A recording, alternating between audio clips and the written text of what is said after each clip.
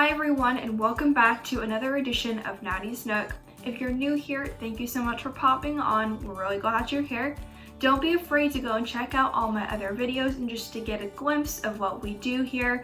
And if you aren't new here, but maybe you've missed a few videos in the past couple of weeks or even the past couple of months, don't be afraid, you can go catch up on those. They're all on the channel. Haven't deleted any of them, and they're all worth your watching. And if you're not new here and you're waiting for this next review, you've come to the right place. So without further ado, here is April's review of Nattie's Nook, coming right up. Today's review is going to be of a book called Don't Ask Me Where I'm From, written by Jennifer DeLeon, and the illustrations are by Elena Garneau. Garneau. So this novel has a 4-star rating on Goodreads, and you might have gotten a little bit attention caught from the title, Don't Ask Me Where I'm From. So let me explain before you start asking questions or before you turn off the video. Don't Ask Me Where I'm From is centered around 15-year-old protagonist Liliana Cruz, who is half Salvadorian and half Guatemalan. So she is not your white Caucasian American. She has entered into a desegregation program called METCO. METCO, well, let's just say we do not have a very large group of diverse people that attend this METCO program in Liliana's world. Instead, it's a lot of white Caucasian Americans, just like myself. So we have a lot of these white Caucasian Americans attending METCO, which is supposed to be a desegregation program. It's a pretty big program. You have to apply to get in, and obviously Liliana did, because this is where we start the book off. Liliana starts to hide her identity once she gets to METCO, mainly because she's ashamed. Let me tell you this, I was really sad to hear that, because even though she is a different skin tone than some of us, then I don't feel like that is anything to be ashamed of, because anybody can be beautiful no matter what they look like.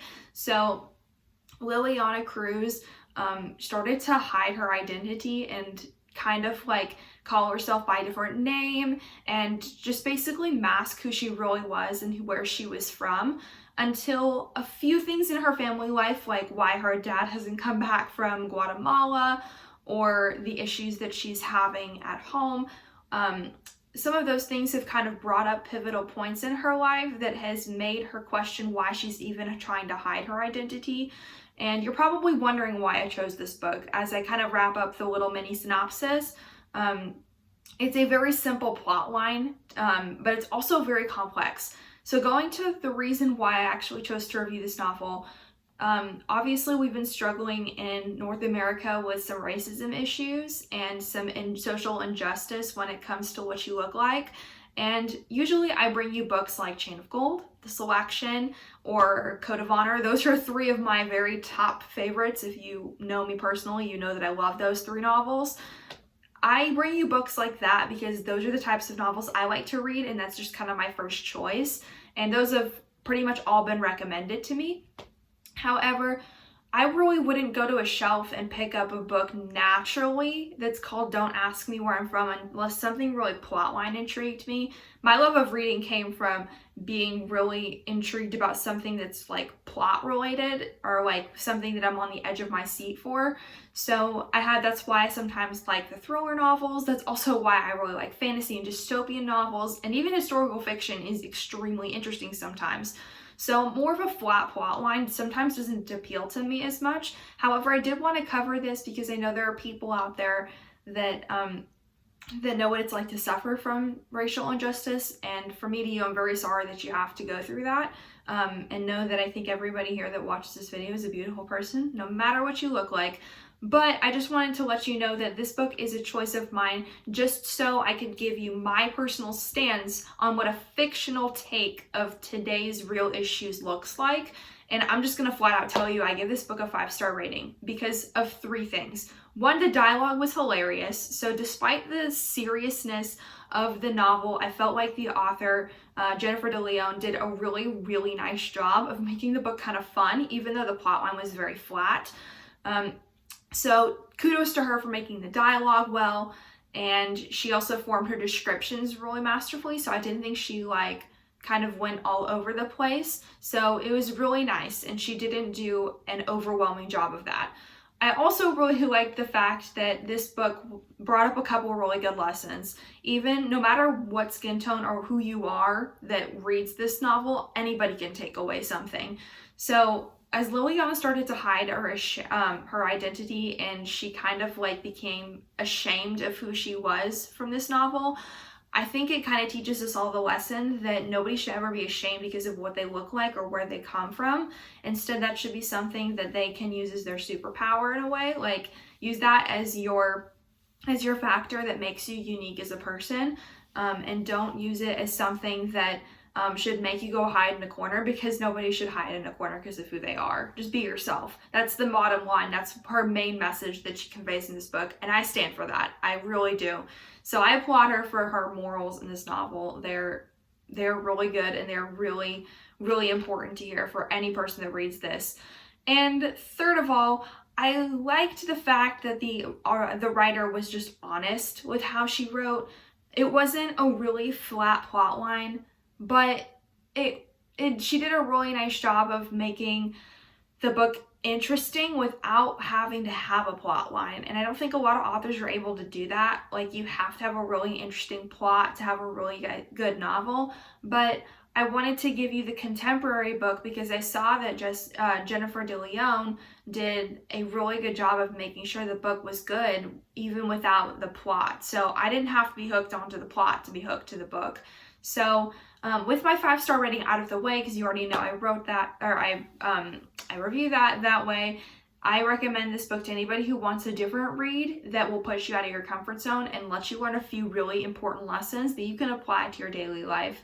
So if you're looking for something that's outside the box, maybe not the miscalculations of Lightning Girl or All the Impossible Things or Salt to the Sea or any of those lovely novels that I've already reviewed, if you want something a little different, go for Don't Ask Me Where I'm From by Jennifer De Leon, and just go and learn something from a book that's a little bit more of a contemporary read. So that's a wrap for this April's review. I really hope you enjoyed it. I am looking very much forward to the May review. I already know what I'm going to review. We hopefully will have a special guest back in the house, so I'm really excited for that too. This book is probably going to be one of the highlights of the year. It's going to probably rank among Chain of Gold and The Selection and The Code of Honor that are legends in my book. Also, if you haven't already, go and check out my previous reviews. Just like I said, you don't know which books are going to be for you, but just like today's, you really don't know what I'm going to bring to the table, so go and check out my previous reviews. And with that being said, until May, happy reading. Alright guys, I really hope you enjoyed this month's review of Don't Ask Me Where I'm From, written by Jennifer De Leon and illustrations by Elena Garneau. I can't get that name right, I'm so sorry. I really hope you enjoyed that review. I know it was a little bit different and it might have pushed you out of your comfort zone, but please go read it and get its message. It's a really important message for us all, and I promise you, maybe the plotline won't be your favorite, but at least go and read it and make sure that you know that book and know it well, because it really does teach us some really good lessons for life. Before we close today, we have a new addition to the squad. So welcome William the Worm. He has been made by my grandmother, and my grandmother is very talented when she crochets. I will bring him forth and let you lay eyes on William. On this book spine, William has made sure that this book is labeled Nattie, so this is my Nattie's Nook mascot. You'll be seeing more of William going forward. William's my buddy. He kind of helped me converse, so I'm not going to do the little like kid puppet thing because I think that's a little strange. However, I will make sure that William has his place in the Nook. I'm not sure where I'm going to put him yet, but he will make his appearance in quite a few or every video that we do. If you would like to see more of William,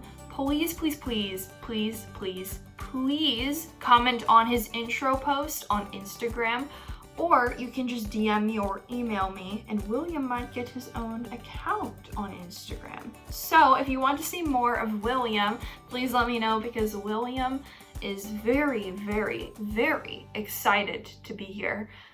He decided to make his little intro to the Nook on a very special month of April, and he will be here for the month of May for the fantastic review that's coming up. So you will see more of William going forward.